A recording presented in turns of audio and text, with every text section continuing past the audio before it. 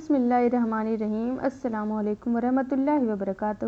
آج لے کر حاضر ہو رہی ہوں حضرت خدیجہ رضی اللہ تعالیٰ عنہ یعنی کہ حضور صلی اللہ علیہ وسلم کی اہلیہ محترمہ زوجہ محترمہ حضرت خدیجہ رضی اللہ تعالیٰ عنہ کا جو نکاح ہوا اسی کا واقعہ یہاں پر لے کر حاضر ہو رہی ہوں۔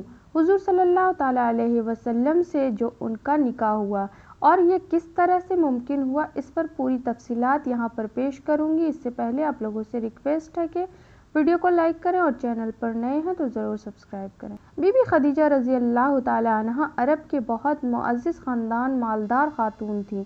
وہ اپنی محنت اور حکمت کی وجہ سے ایک بہت اچھی کاروباری عورت ثابت ہوئیں۔ ان کی شرافت، خوش نصیبی، عفت اور پاک دامنی کی وجہ سے دور جہالت میں لوگ ان کو طاہرہ کا لقب بھی دیتے تھے۔ ہم نے پڑھا تھا کہ قریش کا اصل پیشہ تجارت تھا۔ وہ اپنے سامان کو سیریا اور یمن میں فروخت کرنے کے لیے جایا کرتے تھے۔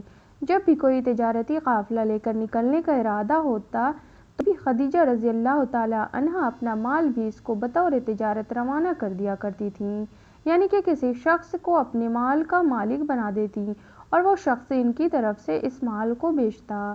بی بی خدیجہ رضی اللہ تعالیٰ عنہ کا سامان قریش کے کل سامان کے برابر ہوا کرتا تھا۔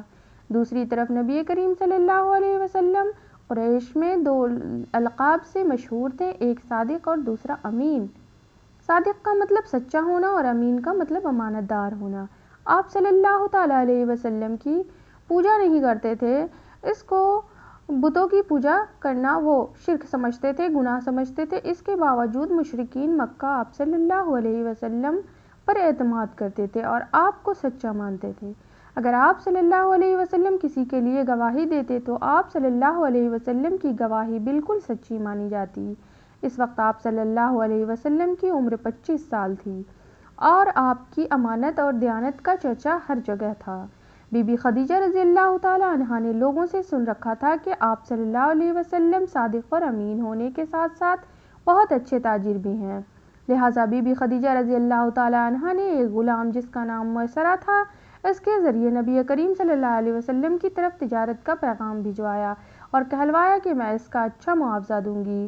جیسا کہ ہم نے پڑھا تھا کہ ان کے دادا عبد المطلب باوجود مکہ کے سردار ہونے کے بہت مالدار نہیں تھے۔ اس طرح آپ صلی اللہ علیہ وسلم کے چچا ابو طالب کی مالی حالات بھی بہت اچھے نہیں تھے اور ان کے چچا نے پالا تھا اور آپ انہی کے ساتھ رہتے تھے۔ چونکہ ابو طالب کے گھر کے حالات بہت اچھے نہ تھے تو آپ صلی اللہ علیہ وسلم سوچا کہ اس طرح چچا کی مدد بھی ہو جائے گی اور بی بی خدیجہ کی پیشکش قبول کر لی۔ اس کے بعد بی بی خدیجہ رضی اللہ عنہ نے اپنے غلام میسرہ کو آپ صلی اللہ علیہ وسلم کے ساتھ شام روانہ کر دیا۔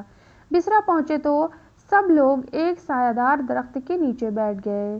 ایک راہب کا گزر ہوا، اس نے جب آپ صلی اللہ علیہ وسلم کو دیکھا تو کہا، عیسیٰ ابن مریم کے بعد سے لے کر آج تک کوئی نبی نہیں اترا جو اس درخت کے نیچے بیٹھا ہو، اور یہ وہی نبی ہیں جن کے بارے میں ہماری کتابوں میں لکھا ہے۔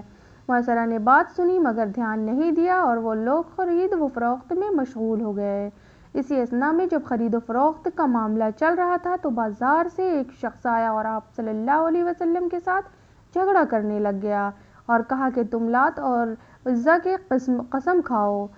نبی کریم صلی اللہ علیہ وسلم نے تو کبھی کسی بت کی پوجا نہیں کی تھی، تو آپ صلی اللہ علیہ وسلم نے فرمایا، میں نے کبھی لات اور عزیٰ کی قسم نہیں کھائی اور اتفاقاً اگر میرا ان پر سے کبھی گزر ہوتا ہے تو میں اعراض و کنارہ کشی کے ساتھ وہاں سے گزر جاتا ہوں۔ یہ سن کر اس شخص نے کہا، بے شک بات تو آپ ہی کی سچی ہے، اور اس شخص نے بھی اس بات کا اظہار کیا کہ محمد صلی اللہ علیہ وسلم میں مجھے وہ صفات نظر آ رہی ہے جو کہ ہماری کتابوں میں آنے والے نبی کے متعلق لکھی ہوئی ہیں۔ جب دوپہر کا وقت ہوا اور گرمی بڑھتی جا رہی تھی تو میسرہ نے دیکھا کہ دو فرشتے آپ صلی اللہ علیہ وسلم کے اوپر سایہ کر کے بیٹھے ہیں۔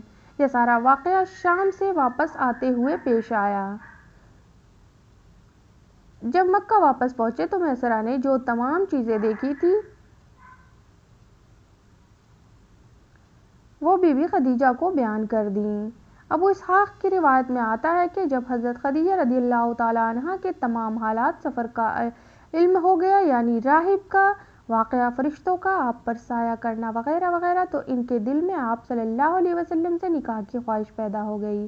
چنانچہ سفر شام سے واپسی کے 2 مہینے اور 25 روز بعد بی بی خدیجہ رضی اللہ تعالیٰ عنہ خود اپنے نکاح کا پیغام آپ صلی اللہ علیہ وسلم کو ایک عورت کے ذریعے بھجوایا۔ اس وقت بی بی خدیجہ رضی اللہ تعالیٰ عنہ کی عمر 40 سال تھی اور آپ صلی اللہ علیہ وسلم کی عمر 25 سال تھی۔ 40 سال اور 25 سال کا حساب کر لیں گے۔ بی بی خدیجہ رضی اللہ تعالیٰ عنہ جوان عورت نہیں تھی اور ان کی پہلے 2 شادیاں ہو چکی تھیں۔ آپ صلی اللہ علیہ وسلم کو جب نکاح کا پیغام دیا گیا تو انہوں نے فرمایا کہ میں اپنے چچا سے مشورہ کر کے بتاؤں گا۔ معلوم ہوا کہ عورت بھی مرد کو اپنے نکاح کا پیغام دے سکتی ہے اور اس میں کوئی حرج کی بات نہیں ہے۔ دوسری بات یہ ہے کہ بڑوں سے مشورہ کرنا چاہیے۔ آپ صلی اللہ علیہ وسلم نے اپنے چچا سے مشورہ کیا، جبکہ اگر وہ چاہتے تو خود ہی جواب دے سکتے تھے۔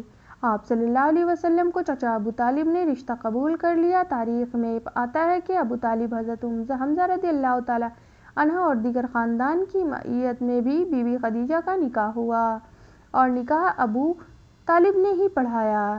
سیرت ابن ہشام میں بیان ہے کہ مہر 20 اونٹ مقرر ہوا۔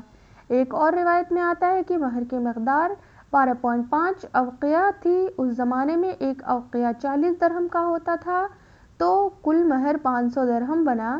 یہ نبی پاک صلی اللہ علیہ وسلم کا پہلا نکاح تھا اور بی بی خدیجہ رضی اللہ تعالیٰ عنہ کا تیسرا نکاح تھا۔ نبی پاک صلی اللہ علیہ وسلم کی شادی کے بعد اور نبوت سے پہلے کا ایک مشہور واقعہ جو سیرت کی ہر کتاب میں ذکر و خانہ کعبہ کی تعمیر کا واقعہ ہے، ہم اس واقعہ کی حیثیت اور اس میں آپ صلی اللہ علیہ وسلم کے کردار کے متعلق باتیں پوری تفصیل سے سنائیں گے۔ اس کے لیے ملتی ہوں نیکسٹ ویڈیو میں کچھ اور لے کر، تب تک کے لیے دیجیے اجازت۔ اللہ حافظ۔